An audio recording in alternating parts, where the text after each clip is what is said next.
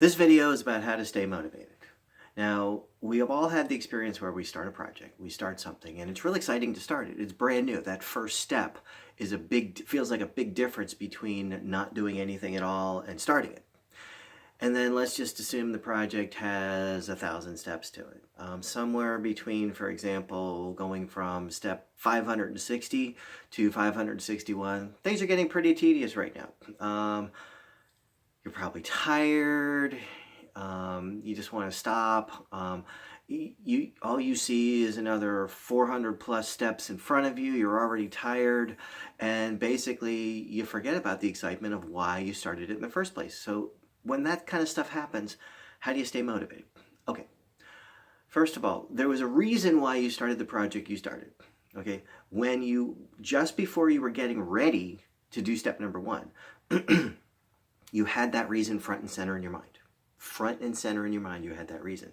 That's why you got started. It was very inspiring to know you were getting started. When you're at step 560, going to step 561, where is that reason that you got started? Well, it's probably somewhere back there. You forgot about it because you're so focused on what you're doing. The motivation is not in what you're doing. The procedures we learn, all they are procedures. And we have to remember life is a process, okay? So the way you stay motivated is to remember that reason. Keep it front and center, just like you did when you were getting ready to start the project by doing step number one. Okay, so keep that reason front and center and don't drop it. Don't let go of it. Don't leave it back there somewhere because you're so into doing what you're doing. The fun in doing something, life is a process, and what I mean by that is once we accomplish something, we can look back and have fond memories, and for 2 minutes we feel really good about what we did, and then it's like, okay, what next? Well, the statement of, okay, what next, is not inspiring because we're asking ultimately what we need to do to get inspired again.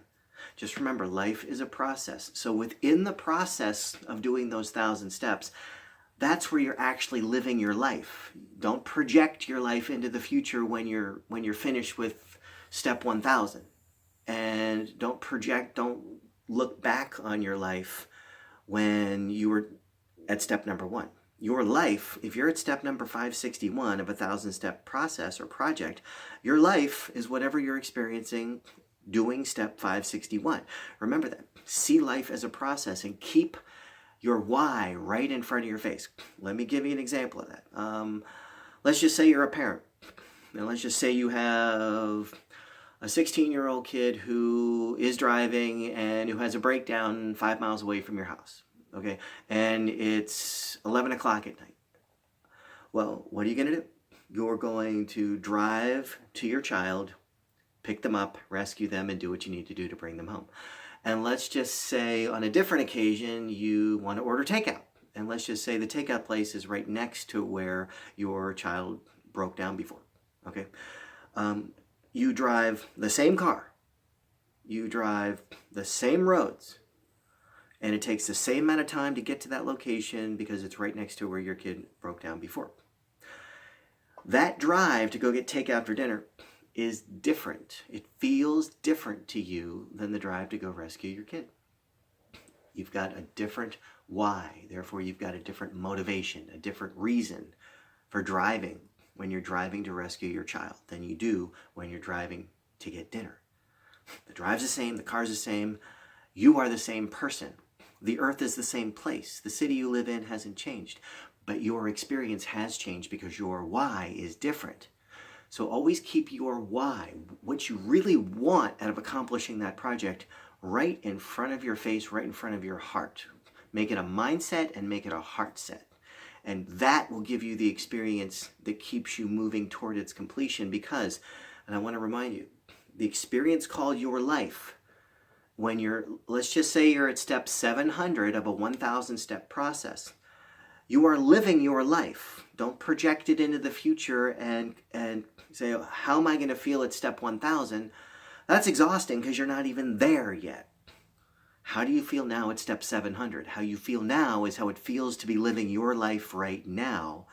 And the more you understand that your life is a process, and you figure out how to enjoy step 700, and it's because you have the why in front of you. You see why you're doing what you're doing. You feel why you're doing what you're doing. You experience why you're doing what you're doing.